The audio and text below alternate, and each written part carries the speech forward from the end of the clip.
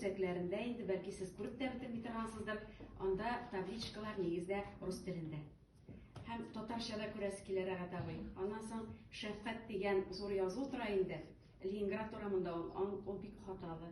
Миңа авыр булды ничектер менә гел татар арасында яшәгәч, татар сөйләмендә генә безнең аралашу булгач, шушы әйберләргә дә игътибар итеп була торгандыр бит дип әйтәм инде. Рахман, чөнки дөрес әйтәсез. Менә мин күпчелек сәүдә кешеләрен дәшәм, җыелыш торганда гел әйтәм. Безнең Татарстанда ике тел, шуның өчен үзгәреш кертегез. Кайберсе, конечно, әзрәк тарткалый һәм хуҗасы я Чаллыда сез әйткәнчә, я Танквадыр яши.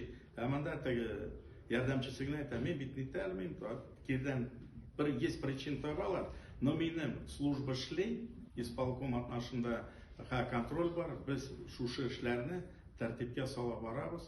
Менә башан урамнарны ясадык, аты тоже бер телдә генә иде. Яннан соң дөрес әйттегез, менә татар теле.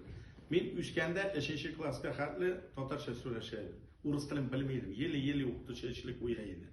Менә аннан соң татарча да белмәй башладым, урысча да яхшы белмим. Менә бызылып китте, хәзер сезнең белән чыгыш ясанда татарча матур сөйләшәм, дөрес сөйләшәм. Авылча гына әзрәк сөйлим, потому что әни гомер буе татарча сөйләште.